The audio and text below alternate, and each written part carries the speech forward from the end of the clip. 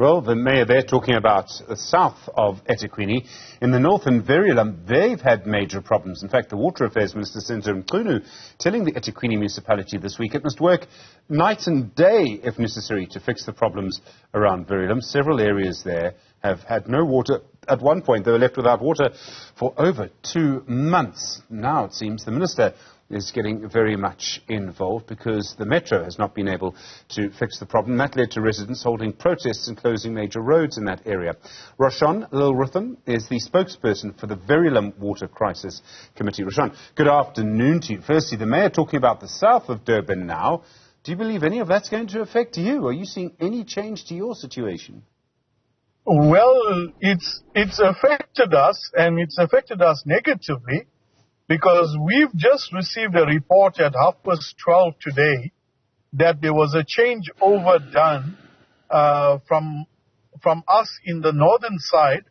We've been switched to the southern side, and the southern side has also been switched to the northern side to try and do testing. And that has now left the Verulam and surrounding areas still without water for 2 days. There's nobody that's received water in most of the suburbs. And yes, I understand that this is part of testing, but there should be communication with the residents to say, prepare so that whilst we are doing testing, and while you have water, store the water to allow for the testing to take place. And unfortunately, most of the residents are at work or at school and would only return home in the evening and find that there is no water that has been kept aside because the municipality decides to be insensitive and only release a communication at midday. Sure.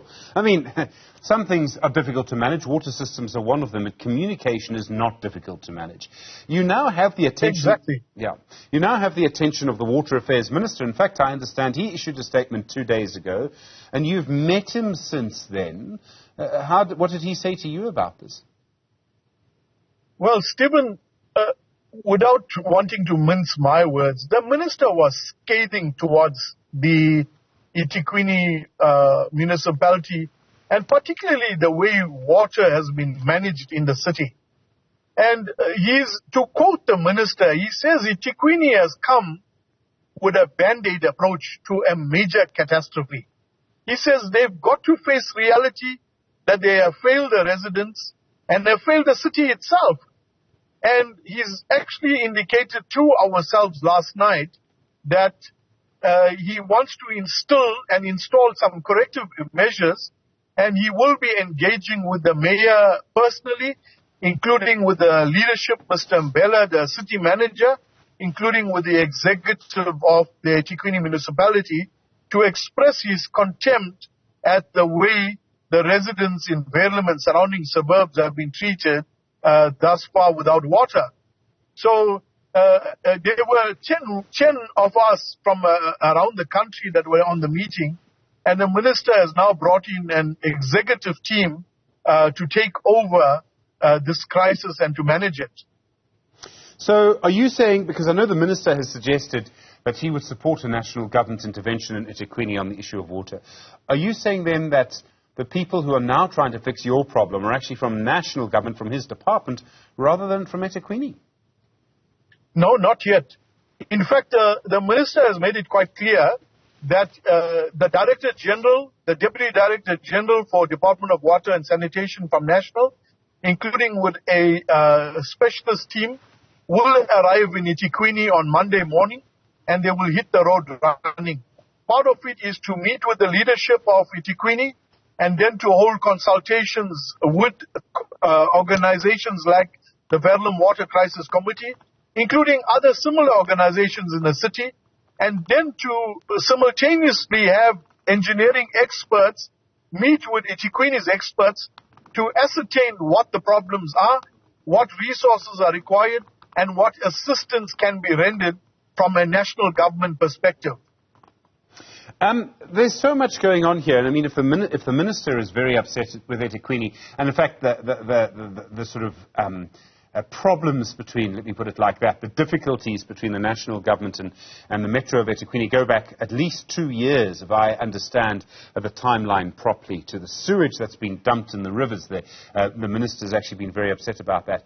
And yet the mayor, Mxolisi Kunda, doesn't seem to be able to fix the problem. Is it back to a resource problem in eThekwini? Do they actually not know what to do? Well, it's a mixture of both, Stephen. We warned the municipality in June this year that we are going to be facing a catastrophe, June last year rather, that we're going to be facing a catastrophe come December. And these are ordinary residents making these predictions, watching the trend that we were seeing. And the water stoppage just didn't happen overnight. Some areas started experiencing this in 2017. There's an area just out of Verulam. It's called T Estate. It borders Trenance Park area towards Inanda. They've not had a single drop of water for 4 years.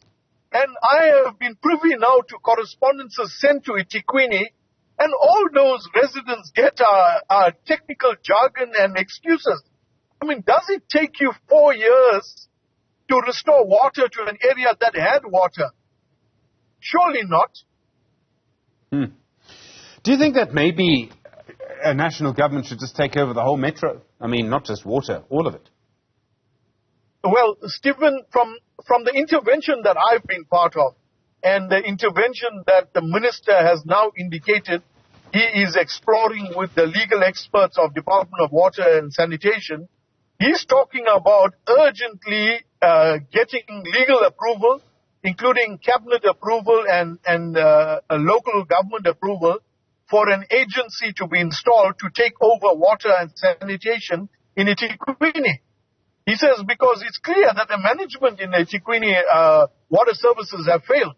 And he says it's only an approach like this, where it is quite successful elsewhere in the country, that one could use it to bring stability to the water, sanitation services in this part of the province in eThekwini. Otherwise, we're going to keep chasing tourists away. Look at December. Tourists couldn't enjoy our beautiful beaches because we had levels of E. coli unimaginable.